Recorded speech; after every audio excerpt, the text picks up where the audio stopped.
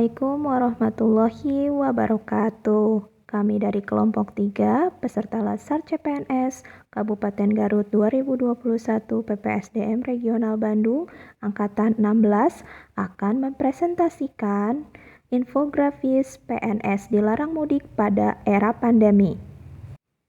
Sebelumnya, saya akan memperkenalkan satu persatu anggota kelompok 3, yaitu yang pertama, Yofi Febriansyah SPD, Mutiara Fadila SPD, Sinta Purnama Dewi SPD, dan saya sendiri Sitiani Kamia SPD. Pemerintah kembali memberlakukan larangan mudik lebaran pada 2021. Hal itu dilakukan guna menekan penyebaran kasus COVID-19 di Indonesia. Seluruh aparatur sipil negara atau ASN dan keluarga bahkan dilarang bepergian keluar daerah mulai 6-17 Mei 2021. Ketentuan perihal larangan mudik bagi ASN tersebut tertuang dalam Surat Edaran Menteri Pendayagunaan Aparatur Negara dan Reformasi Birokrasi atau PAN-RB nomor 8 tahun 2001 tentang pembatasan kegiatan bepergian keluar daerah dan atau mudik dan atau cuti bagi pegawai ASN dalam masa pandemi COVID-19 SN nomor 8 tahun 2021 tersebut ditandatangani oleh Menpan-RB pada 7 April 2021. Kemudian ada beberapa alasan PNS dilarang mudik. Yang pertama, meningkatnya mobilitas penduduk. Yang kedua, mudik saat pandemi beresiko besar. Kemudian yang ketiga, mudik meningkatkan resiko kasus kematian. Yang keempat, mobilitas saat mudik berpotensi sarana penularan COVID-19. Kemudian yang terakhir, penularan virus tidak mengenal batas teritorial.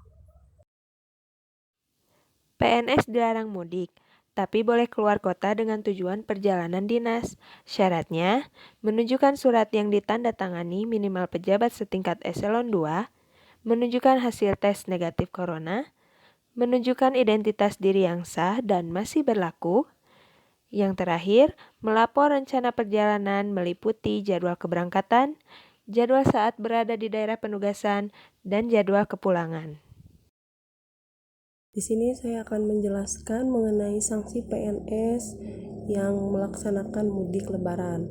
Yang pertama, sanksi bila berdasarkan PP nomor 53 tahun 2020 tentang disiplin PNS, yaitu yang pertama ada tingkat ringan. PNS akan diberikan berupa teguran lisan, teguran tertulis, dan pernyataan tindak. Kemudian yang kedua tingkat sedang, berupa tindakan penundaan kenaikan gaji berkala selama 1 tahun, ada penundaan kenaikan pangkat selama 1 tahun, dan ada penurunan pangkat setingkat lebih rendah selama 1 tahun. Kemudian yang ketiga ada hukuman tingkat berat, yaitu yang pertama ada penurunan pangkat setingkat lebih rendah selama 3 tahun, pemindahan dalam rangka penurunan jabatan setingkat lebih rendah, pemberhentian dengan tindak atas permintaan sendiri sebagai PNS, kemudian pemberhentian secara tidak hormat sebagai PNS. Ada hukuman kepada PNS yang nekat mudik dan pemberian sanksi akan tergantung pada keputusan pejabat pembina kepegawaian di instansi tempatnya bekerja. Ada hal-hal positif yang bisa kita peroleh dengan mematuhi larangan pemerintah untuk tidak mudik di hari raya ini, antara lain lebih hemat uang. Mengambil sisi positif dari larangan mudik berarti kita bisa lebih hemat uang untuk tabungan masa depan maupun keperluan lainnya. Alokasi biaya mudik dapat kita berikan kepada keluarga tercinta dalam bentuk pemberian THR dan atau paket lebaran atau kado. Yang kedua, menyayangi keluarga. Dengan tidak mudik, berarti kita punya kesempatan menyelamatkan orang-orang yang kita sayangi.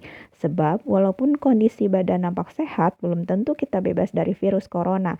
Sebab, walaupun kita telah melakukan tes PCR, belum tentu selama kegiatan mudik kita bebas terpapar wabah COVID-19 dari orang lain. Ingat ya teman-teman, harus selalu menerapkan 5M, yaitu memakai masker, mencuci tangan, menjaga jarak, membatasi mobilitas, dan menghindari kerumunan.